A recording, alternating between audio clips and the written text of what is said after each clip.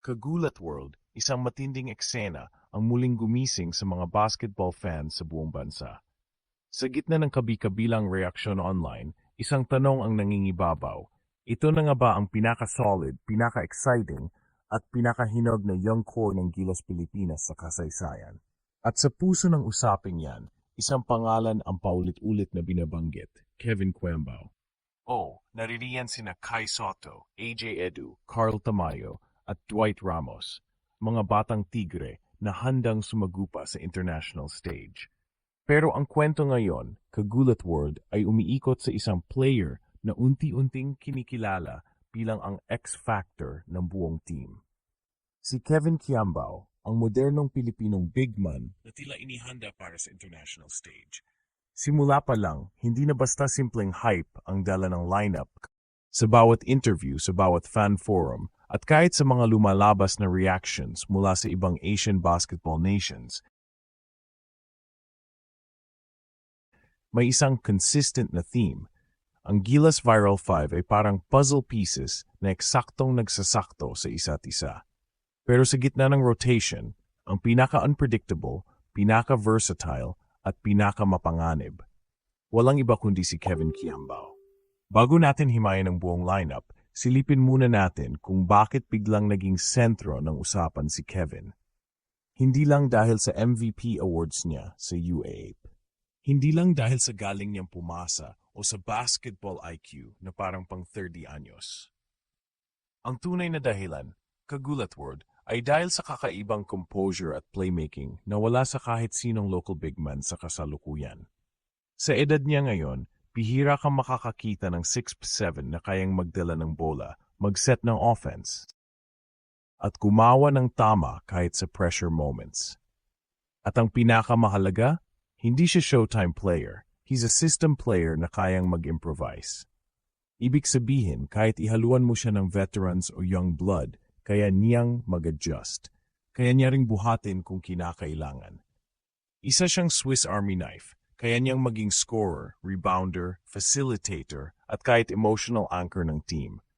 Pero syempre, hindi lang si Kevin ang dahilan kung bakit nagiging viral ang lineup na to. Let's not forget the other 4 warriors na kasama niya sa laban. Una, si Kai Soto, ang Tower of the Future na unti-unti nang nagiging Tower of the Present. Mas maayos na ang footwork, mas matalino na sa positioning, at mas kalmado na sa mga decision-making. Mula NBL Australia hanggang sa Japan stint niya, makikita mong nahasa siya sa international tempo. Kaya naman sa Gilas, hindi na lang siya project, siya na ang poste. Sunod si AJ Edu, ang defensive wall na tahimik pero napaka-effective. Sa bawat attempt ng kalaban sa paint, automatic may presensya si AJ. Hindi flashy, hindi vocal, pero kapag nawala siya sa floor, ramdam agad ang butas sa depensa. Kung si Kai ang post, si AJ ang sementong nagpapalakas sa pundasyon.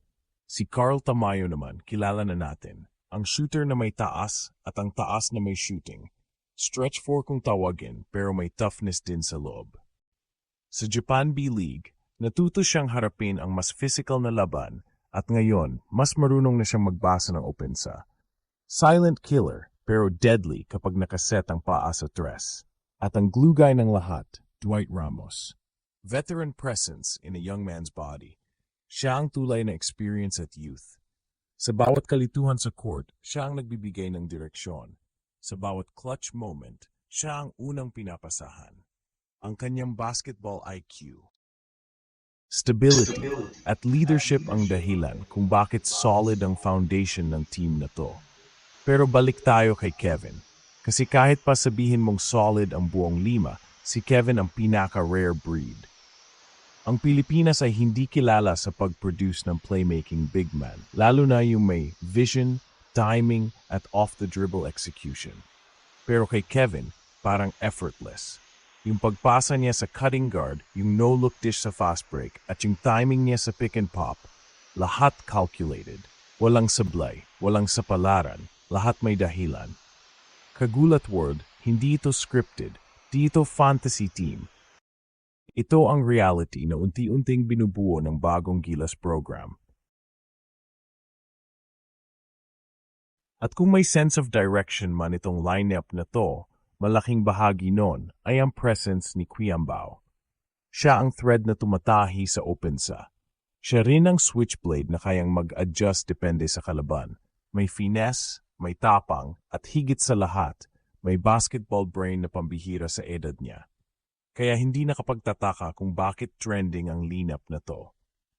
Sa isang team na binubuo ng matatalino, mahuhusay at matured na mga batang player, finally, meron tayong cohesive unit. Hindi lang ito best available talents na pinagsama. Ito ay grupo ng 5 manlalaro na may kanya-kanyang specialty pero handang isakripisyo para sa mas malaking layunin. At ngayon, Kagulat World, ito ang tanong. Bibigyan ba sila ng sapat na panahon, suporta at sistema para tuluyang mamunga ang investment na to? Imagine kung tuloy-tuloy ang development at exposure nila, hindi lang FIBA Asia ang kayang sabayan. Kayang-kaya na rin nating makapasok sa top tier ng international basketball. Pero kailangan ng consistency, kailangan ng continuity, at higit sa lahat, kailangan ng tiwala. Ang SPP, ang coaching staff, at ang basketball community ay dapat magsanipuwersa para panindigan ang core na to. Kasi bihirang-bihira ang ganitong chemistry. Bihira rin ang ganitong balance ng youth, skill, leadership, at versatility. Minsan lang dumaan ang ganitong pagkakataon sa isang basketball nation.